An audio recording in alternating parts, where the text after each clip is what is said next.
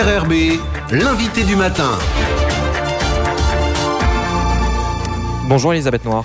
Bonjour Nicolas. Et on revient ce matin avec votre invité sur la présentation du projet des loyalistes. Notre invité ce matin, c'est Nicolas Metzoff, président de Génération NC, membre des loyalistes. Bonjour. Bonjour. Merci d'accepter notre invitation au lendemain de la présentation de ce projet des loyalistes. Première question qu'on a envie de vous poser, c'était compliqué de mettre d'accord 6 partis aussi différents que je rappelle, le Rassemblement, les Républicains calédoniens, le MPC, Génération NC, tous calédoniens, le Rassemblement national. Vous êtes arrivés à vous mettre tous d'accord sur un projet? Eh bien, contre toute attente, ça a été beaucoup plus facile que prévu. Parce que je crois qu'on avait pris la mauvaise habitude de se battre dans les institutions, de ne jamais être d'accord, et donc on avait fini par croire qu'on n'était plus d'accord sur rien. Et puis finalement, quand on s'est retrouvés autour de la table pour discuter de l'avenir du pays, d'une solution institutionnelle, des valeurs que l'on partageait pour la population calédonienne, eh bien écoutez, ça a été très vite parce que finalement on se rend compte que si on est investi en politique, c'est parce qu'on défend les mêmes valeurs. Vous êtes d'accord sur tout ou presque? Oui, alors après, quand on descend dans le détail, il y a des nuances, forcément. C'est pour ça qu'il y a plusieurs partis politiques. Mais disons que on a quand même un gros dénominateur commun qu'on a défendu hier et qui constitue le projet des loyalistes. Alors justement, ce projet des loyalistes, c'est à la fois un projet de société et une solution institutionnelle. Vous insistez beaucoup sur les valeurs. Alors c'est quoi vos valeurs? Elles sont à la fois calédoniennes, républicaines? Oui, parce que finalement, on se rend compte que c'est aussi ce débat sur le référendum, c'est aussi un débat de valeurs, de vision de la société calédonienne. Alors nous, on défend des valeurs de liberté, liberté d'expression, liberté de circuler, liberté de penser, liberté de s'exprimer. On est vraiment dans le cadre d'une Nouvelle-Calédonie où l'homme ou la femme est libre de ses choix, de ses orientations, des valeurs d'égalité. C'est important pour nous l'égalité, c'est-à-dire de traiter tous les Calédoniens de la même façon, qu'on soit noir, qu'on soit blanc, qu'on soit jaune. On a tous la même égalité devant l'emploi, devant la réussite, devant l'accès à tous les dispositifs de soutien sociaux, etc. Donc on est vraiment aussi là-dedans. Et puis la fraternité, c'est-à-dire le fait de se respecter les uns et les autres tout en assumant ce qu'on est au fond de nous. Et en même temps, vous dites fier de votre identité calédonienne. Ça fait débat. Alors c'est quoi être calédonien? C'est quoi l'identité calédonienne que vous représentez, que vous défendez? Ce qu'on veut dire par l'identité calédonienne, c'est on associe souvent les indépendantistes à être plus calédoniens que ceux qui défendent la France. Parce qu'on dit, ouais, mais ici, c'est pas la France, on est calédonien, on est loin, on n'a pas besoin de la France. Mais le sujet, c'est pas ça. Moi, je me sens calédonien. Nous sommes des Calédoniens. Mais c'est en tant que Calédoniens que l'on dit que la présence française en Nouvelle-Calédonie est une chance pour nous, Calédoniens. C'est pour notre pays qu'on défend la Nouvelle-Calédonie française. C'est pas forcément pour la France, mais c'est pour la Nouvelle-Calédonie. Et notre identité calédonienne, on l'assume. On est aussi calédoniens que les indépendantistes. Simplement, on dit que pour notre pays, avoir la 5e puissance mondiale qui nous protège, qui nous finance, c'est quand même une excellente chose. Et ça remet pas en cause le fait qu'on soit calédonien. Alors, vous voulez également repenser et refonder le rééquilibrage. Le rééquilibrage, c'est une notion importante depuis 30 ans en Nouvelle-Calédonie. Vous estimez toutefois que les résultats sont pas au rendez-vous. Qu'est-ce qu'il faut faire? Et comment est-ce qu'il faut le continuer, ce rééquilibrage? Le rééquilibrage, aujourd'hui, la notion de rééquilibrage est importante. Il faut poursuivre le rééquilibrage parce que la brousse a besoin d'être soutenue, c'est clair. Mais aujourd'hui, le constat est que c'est un échec, puisqu'on avait, lors des accords, 68% de la population qui vivait dans le sud. Aujourd'hui, on est à 75%. Donc, si vous voulez, la population du sud n'a fait que grossir au détriment de celle du nord et des îles. Donc, c'est que le rééquilibrage, en tout cas, les outils que l'on a mis en place jusqu'ici, n'ont pas fonctionné. Et puis, la gestion des provinces indépendantistes et de la province des îles et du nord a été catastrophique par les leaders indépendantistes. C'est-à-dire qu'ils ont eu énormément d'argent grâce à la clé de répartition qui leur a été très favorable. Ils l'ont gaspillé. Et aujourd'hui, c'est vrai que malheureusement, ils n'ont pas su attirer la population calédonienne dans le nord et dans les îles. Donc, il faut déjà que nous, les loyalistes, on reprenne du pouvoir dans ces provinces-là, parce que on peut quand même dénoncer cette gestion calamiteuse. Et puis, je crois qu'il faut revoir aussi les outils qui permettent le rééquilibrage, comme la clé de répartition. Dans les valeurs, vous parliez liberté, égalité, fraternité. Il y a les valeurs calédoniennes également. Dans ces thèmes, il y en a un qui vous tient à cœur, celui du foncier. Les Calédoniens attendent peut-être des réponses sur que proposent les loyalistes en matière de foncier. Non, mais sur le foncier, ce qu'on dit, c'est la propriété privée doit être préservée. C'est fini. Attention, il faut connaître les chiffres, c'est quand même important. La Nouvelle-Calédonie, c'est 1 800 000 hectares. Il y a 1 million d'hectares qui correspondent au domaine public. C'est le territoire de la Nouvelle-Calédonie. Il y a 500 000 hectares de terres coutumières et il y a seulement 300 000 hectares de terres privées. Aujourd'hui, il y a quasiment 2 fois moins de terres privées dans notre pays que de terres coutumières. Donc il faut préserver à tout prix les derniers hectares de terres privées parce que c'est 90% du développement économique, c'est sur terres privées parce que c'est là où on a la garantie que notre projet il sera sécurisé. Et il faut passer à la deuxième phase de la mise en valeur des terres coutumières et même du domaine public. Mais ce qu'on dit sur les revendications foncières, c'est qu'elles doivent cesser parce qu'elles n'ont plus lieu d'être. 200 000 hectares de terres ont été redistribués depuis 1978 et la réforme foncière. La question est, qu'est-ce que sont devenus ces 200 000 hectares ?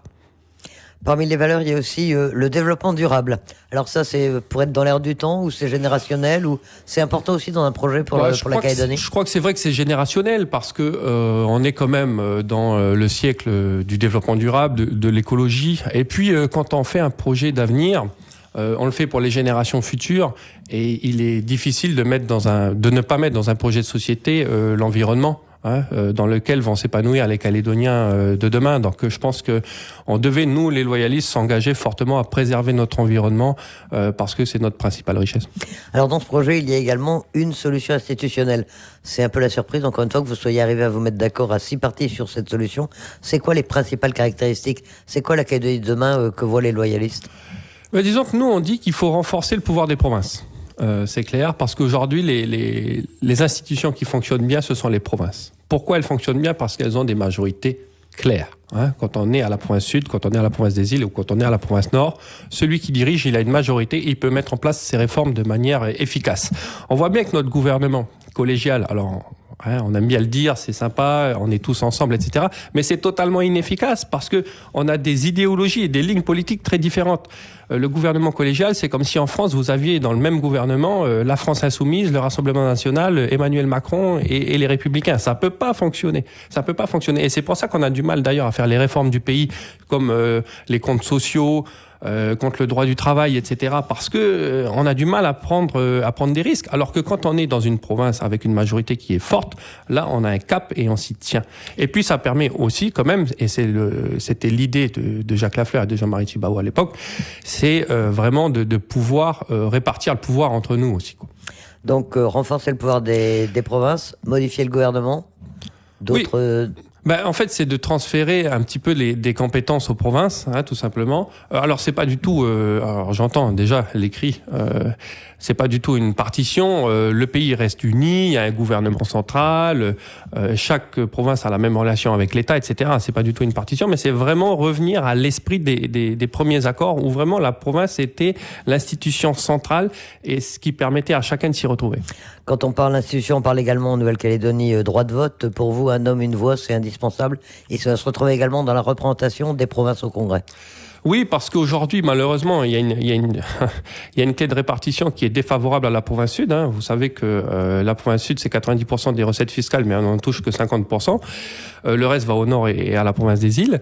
Mais il y a également une différenciation dans la représentation des élus provinciaux au Congrès. C'est-à-dire qu'il y a beaucoup plus d'élus du nord et des îles par nombre d'habitants au Congrès de la Nouvelle-Calédonie que d'élus de la province sud. Ce qui fait que nous, les loyalistes aujourd'hui, les non-indépendantistes, on est minoritaires au Congrès alors qu'on est majoritaire dans notre pays.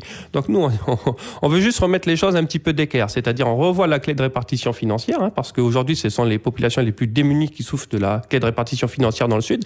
Et puis, on remet d'équerre aussi la clé de répartition politique, on va dire, où on remet les élus de la province sud majoritaires au Congrès de la Nouvelle-Calédonie parce que c'est eux qui représentent la majorité de la population. Donc c'est un homme, une voix.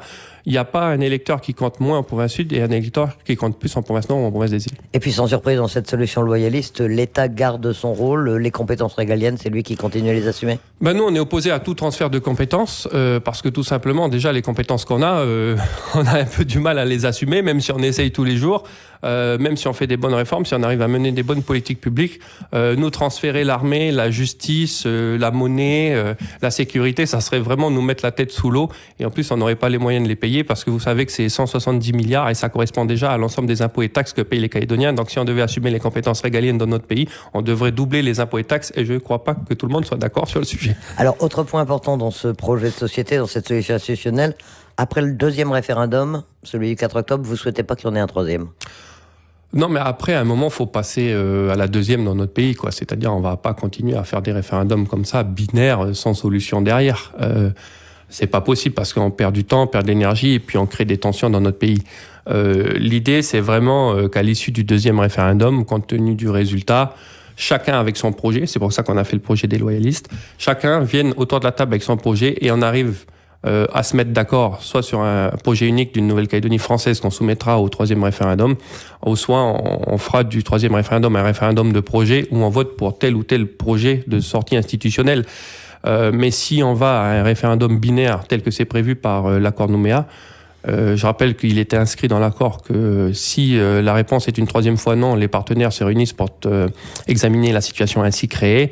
On sent bien qu'on sera au pied du mur définitivement à ce moment-là. Donc, pour une fois, anticipant.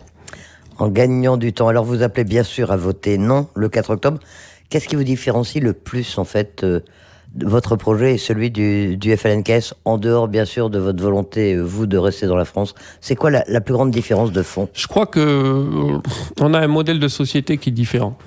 Je crois que la Nouvelle-Calédonie, dans la France, c'est le respect des convictions de chacun, c'est le respect de la démocratie, c'est le respect de chaque communauté, c'est l'égalité entre toutes les communautés. Nous, on n'a pas un projet ethnique, on a un projet de destin commun finalement. Hein. On veut tout simplement que les Calédoniens s'entendent, vivent bien dans un pays où la méritocratie est en place, où ceux qui travaillent réussissent et où on peut garantir un avenir serein à nos enfants. Parce que ce que je disais, c'est que une indépendance aujourd'hui, pourquoi faire? On a tout. On a tout, franchement, on décide de tout nous-mêmes sur l'ensemble des compétences. On est compétent en matière sociale, en matière économique, en matière environnementale. La France gère juste les compétences régaliennes, qu'elle continue de financer à hauteur de 160 milliards. La France nous aide aussi sur les contrats de développement. C'est elle qui finance les communes, les trottoirs, l'éclairage, l'assainissement. Donc ça, c'est du quotidien des gens. Et puis la France, elle a une oreille attentive avec nous. On va 2 à 3 fois par an voir le Premier ministre discuter de la Nouvelle-Calédonie. Pour un territoire de moins de 300 000 habitants, c'est quand même quelque chose qu'on ne retrouve pas sur l'ensemble du territoire français. Donc aujourd'hui, on n'a que des avantages. La France, elle nous a permis de nous émanciper, de nous décoloniser. Elle nous accompagne. On décide nous-mêmes. Je veux dire, il y a pas d'intérêt aujourd'hui à devenir indépendant. On vit dans un pays qui est magnifique. On a des défis devant nous à relever qui sont économiques et sociaux. Et c'est nous, les Calédoniens, aujourd'hui, qui sommes en capacité de les relever parce que nous sommes compétents en la matière. Et donc, si vous voulez nous séparer de l'État, ça serait prendre un risque inutile. Ça ressemble à un combat passé qu'on veut quand même garder au présent et dont on n'arrive pas à se défaire. Et je crois que ce qu'on doit arriver à faire à la sortie de l'accord de Nouméa, c'est arriver à se défaire de ce combat un petit peu passéiste, excusez-moi l'expression, et de passer vraiment à la Nouvelle-Calédonie du XXIe siècle. Nicolas Metzdorf, merci d'avoir accepté notre invitation ce matin.